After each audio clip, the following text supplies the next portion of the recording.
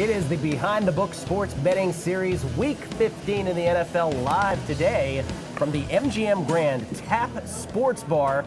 Gil Alexander from the Vegas Stats and Information Network, along with Jay Rude, Vice President, Racing Sports at MGM Resorts International. Not only a mouthful to say the name of the bar we're at, but a mouthful of food here and drink, and I'm going to guess about 50 plus screens. Absolutely. I mean, great place to watch a game, have a drink. I mean, the crew was scarfing down some, looked like, I don't know, garlic fries or something like that earlier. It was pretty exciting. But yeah, I'm looking forward to a beverage after the show. Yes. Do we get a beverage? Is that part of the deal? I think that's in our contract. Okay. You eked out a win, sportsbook-wise, last week? Small win, yeah. Eagles didn't help, but a little bit of a win, yeah. Okay. And Monday night should have been a little bit better, but we had a house player, so to say, that walked up and took a big position on the Dolphins really right before kickoff. Oh, very nice. House position, six figures-ish? House position? Something like that. Something like that. Not at liberty to tell us, apparently, Mr. Rude. Today on the show, great NFL games. Bowl season just getting underway, so all four in the NFL, including a Saturday night tilt for the AFC West lead between the Chiefs and the Chargers. Then on Sunday, a trio of games, Green Bay at Carolina, the Rams at Seattle, and of course, maybe the marquee game of them all, New England at Pittsburgh for the #1 position in the AFC. It is Behind the Book, live from the MGM Grand Tap Sports Bar.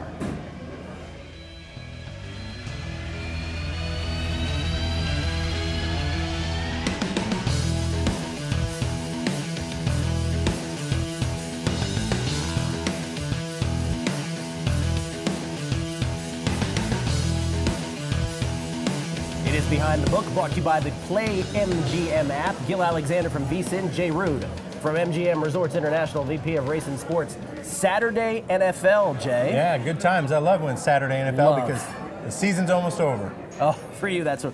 For bettors, though, and for fans, just a great viewing experience. Bowl season starts Saturday, and then 2 NFL games, including the nightcap for the AFC West lead, 2 7-6 teams. The Chargers at the Chiefs. The Chargers, of course, famously started 0-4. Now they're in this position, having won 7 of 9. The Chiefs started 5-0. And have sort of backdoored their way into 7-6, but the Chiefs beat the Chargers early in the season, so if they win this one, it's in effect a 2-game lead, even though it's 1 game in the standings. If the Chargers win, they're in the driver's seat. Yeah, I mean, after week 4, if we would have thought this game meant anything, then it would have been crazy. But yeah, this is a huge game, huge implications, I think, for playoffs and futures. I mean, if Kansas City wins, basically the Chargers' chances of getting in the playoffs, I think, go really slim at that point. I mean, they got to win just to even keep wild card hopes alive. That's pretty right. much. Because they'll be 7-7 and in a cluster. The line did move here. Now, it's not through any key number, but this opened as the Chiefs as a tick of a favorite. It's moved across 0. Chargers now a 1.5 favorite. Is that sharp money? Is that public money? What is that? That's sharp money this early right now. And, I mean, going across 0 is kind of a key number. I mean, it's not, what you would call a huge one, but I mean, going from a dog to favorite and favorite to dog, that's a big deal, especially in, when sharp players really make their decisions on, we go by 1, 1.5, 2, but really I know a lot of sharp players that, they get it down to I've got them as a 1.8, and they go that granular, and, they won't take 2 if they think they only should be a 1.8. So disciplined like that. Not like me, but I mean that's it's gotten to that point where they go down to the 1/10 of a percent. What's the handle on a Saturday night NFL game compared to a marquee Sunday night game? It'll be good, because standalone game. We're going to have a couple of appetizers, early in the day with some bowl games in the earlier game. This is going to be a pretty strong handle game. We got a full slate of college basketball, and we got the rodeo going on. So we'll see a couple of Stetsons in the room. So they got a few bucks in their pocket too, either oil money or cattle money. They like to bet football. A couple Stetsons in the room. Chargers 1.5 favorites on the road at the Chiefs. Big game in the AFC West on Saturday. Behind the Book for Week 15 continues on Sunday now, Jay. Great games in the NFL Week 15, including Green Bay at Carolina. You've got this freshly hung. Carolina -3 now, in case you've been trapped under a heavy object. Aaron Rodgers is playing for the Packers. The Packers are 7-6. Brett Hundley got them to this point. So the Packers are very much in the wild card situation in the NFC. But here's the deal on this. Now, you were very conservative. You didn't have this up. It opened a little bit earlier the week, -3, then it was off, it's -3 again. There was a lot of books offshore elsewhere that kept it up at -3. Not sure why they put it up in the first place, because we didn't know about Aaron Rodgers' status. It got all the way to 6. Then Aaron Rodgers said, oh, by the way, I'm playing. They took it off, some exposure. Why is it that you went the way that you went? We're pretty conservative here when there's some doubt on a significant player, whether he's going to be in or out. We tend to hold off until we get a little bit more solid information. Simply because if I put something up, I got to be able to take 6, figures to it. 100 to 200, 300,000 on it, and if I'm taking, if I'm giving somebody +6. I better have a strong feeling that it's going to be +6 close to kickoff. Yeah, I mean, I would imagine, and you correct me if I'm wrong, that the folks who were comfortable in doing that, other shops that is, they were comfortable letting people bet the Panthers. They probably had an inkling that Rodgers would go. That was the conventional wisdom. So perhaps they're comfortable taking the position there. Taking a position, and then maybe they're a little more comfortable managing their customer, and saying that no, we're not going to take that. But we have some pretty high value customers here in a lot of our resorts, and they walk up to the counter and I have something on the board, I better be able to take a bet to it. You've got some shareholders to answer to. Absolutely, yeah. I mean, as does everybody, but that's our philosophy: is be a little more conservative, understand what we're dealing with, and we'll book with the best of them. As it is, big game. Panthers 9-4, tied with the Saints on top of the NFC South. They've got playoff implications to consider here. The Packers, as we mentioned, for the wild card. This stays on 3. Do you think? I mean, no one more public than Aaron Rodgers, more beloved. Yeah, but I mean, you got a rust factor, you've got pin factor, you've got a lot of things going on that would make me a little hesitant to blindly back the Packers in this spot. I think this is a game where you probably just pretty much watch and gain information off of this game for both teams. Maybe a stay away. You're not required to play every game. That's your big advantage as a bettor. Jay's got to post the line for everything. And by pin factor, that's not a betting term. He means a pin in the collar. Absolutely. Carolina, 3-point favorites, hosting the Packers, that is, on Sunday. Oh, good segment on Behind the Book, Jay. Brought to you by the Play MGM app. It's Ask the Pro. Ask the Pro. Ready to answer some questions? It would be better if we had a couple of cold beverages to do this with. That's a thought. Yeah. Here are the questions from the Twitter sphere. As we head into bowl season, are there any tips or tricks you guys have up your sleeve? Gil, what's typically been your strategy? Jay, are there any games where the lines tend to get a little wacky? Wacky. Oh! It's a technical term. Look at that. Look at that. You've got some power. Yeah. Cheers. Cheers. Salud. Salud. You're going to drink?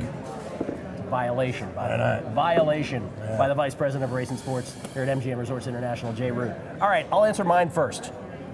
Any strategy during bowl season? Yes, as a matter of fact, there is. It's the one time during the sports betting calendar, I believe, Jay, where you cannot assume motivation is proper by the people playing the game. You're very intent on my answer, I can tell. Yes. And that is to say that some of these kids in these bowl games, they were hoping for a better bowl. They were hoping for a New Year's Day bowl, rather, hoping for a college football playoff bowl, perhaps, and they end up having to settle for a December 28th or a December 27th bowl or something that has no consequence. So there's that. You got to worry about the motivation of the kids on that. And then there's coaches that are coming and going. Those kids might be lost. Oh, they're going to be disappointed, too, because the swag bag is much different in the bowls leading up to New Year's Eve and New Year's Day than they are in the New Year's Day and playoff game bowls, for sure. Something I had not considered. Yeah, no Apple Watches in the the holiday bowl. No $50 or $500 gift card to Applebee's in the something like that. Yes. So well yeah, I mean, in the wacky as far as the bowl games go. The totals, we have these up for so long. These totals can move. Good point. Point spreads can move quite a bit too because of what you just mentioned. Motivation, kids, weather gets a little crazy, we're 4 weeks out. We don't know what the weather's going to be in 4 weeks. That's right. It could be, snowing unbelievable at the Pinstripe Bowl, just like in Buffalo the other day. So lots of variables in play. All right, Ask the Pro. We answer your questions each and every week. Just ask us on Twitter. Jay and I happy to answer anything you got. You gonna take another drink? Absolutely. You do the drinking, Jay. Another violation. Behind the Book from the MGM Grand Tap Sports Bar. Behind the Book for Week 15 continues. Gil Alexander from VSiN, Jay Root from MGM Resorts International, the Vice President of Racing Sports at MGM Resorts International, brought to you by the Play MGM app. Jay, Rams at Seahawks for the NFC West lead.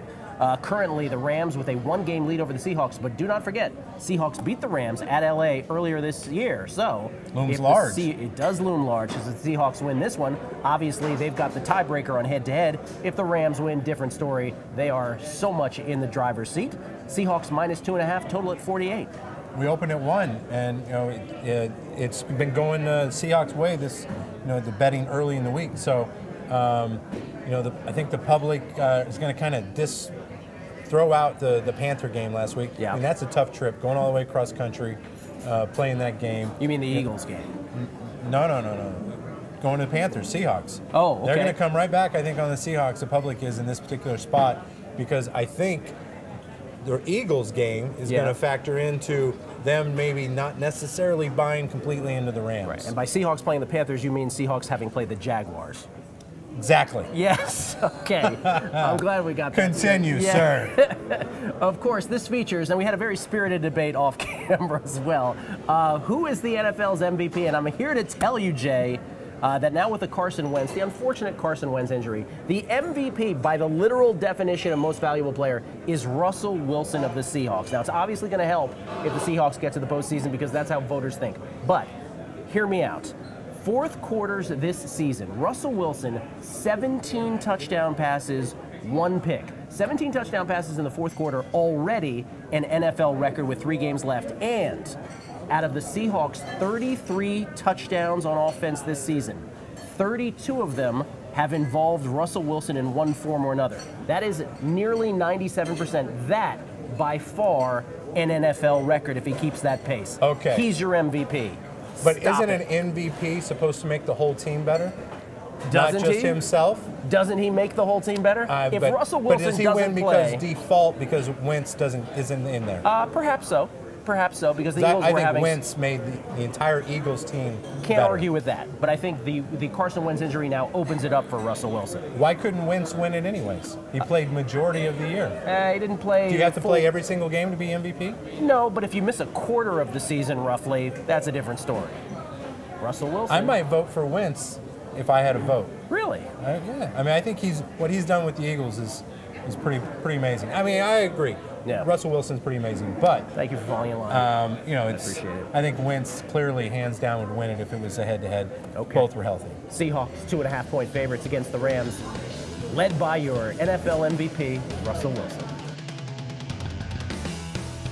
Behind the book from the MGM Grand Tap Sports Bar here at the MGM Grand Hotel Casino, Gil Alexander from VSiN, Jay Rude from MGM Resorts International. Maybe the marquee game in what is already a great slate of games in Week 15. New England at Pittsburgh for the #1 spot in the AFC, at least through Week 15. If New England wins, records are tied, but obviously they'll have the head-to-head. Pittsburgh would be 2 games ahead of the Patriots at that point, with 2 weeks left in the season. Now, we haven't talked about recency lately in terms of how people tend to bet. The average bettor, they remember what happened most recently far more than they do anything that preceded that. And when last we saw the New England Patriots, they were getting crushed on Monday night by the Dolphins. And when last we saw the Steelers, Big Ben was throwing for 500-plus yards, making unbelievable passes for the Steelers. And barely winning Against the Baltimore Ravens. Patriots, -3 on the road, double juice on the Steelers, or as I like to say, reduced juice on the Patriots. Yes, and I'm not a big conspiracy theory guy. Yeah. But I absolutely think. When was the last time you saw Belichick fist pumping all the guys on the bench when you're down 14 or 10 or whatever it was at that point? Oh.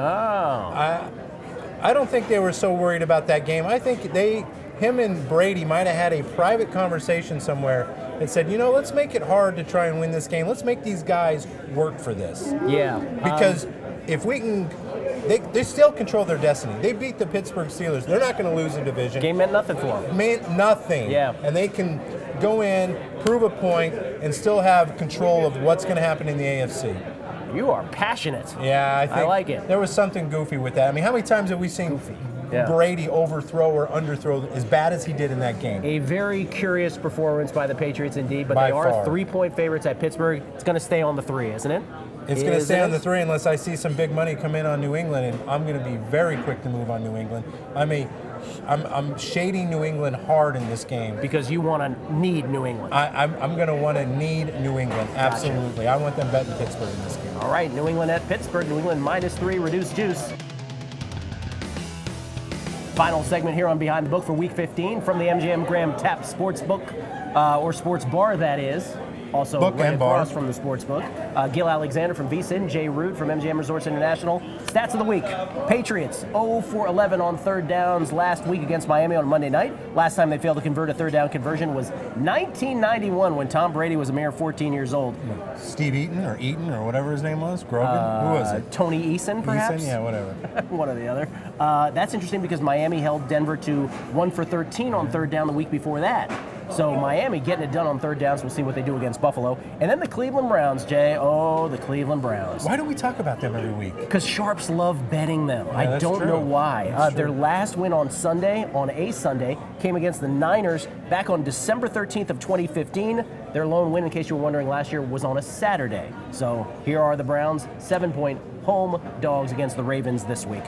Don't bet them. Just stay away. Nah, I mean, yeah.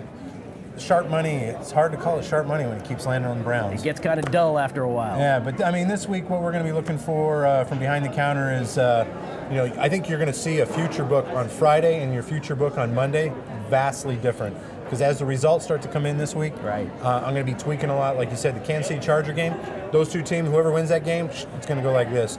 The favorites' price is going to get, whoever wins gets chopped. Whoever loses, price really rises because they've got a tough road to go to get in the playoffs if they lose that game. So we're going to be doing that to a lot of games. What team is your biggest liability, futures market?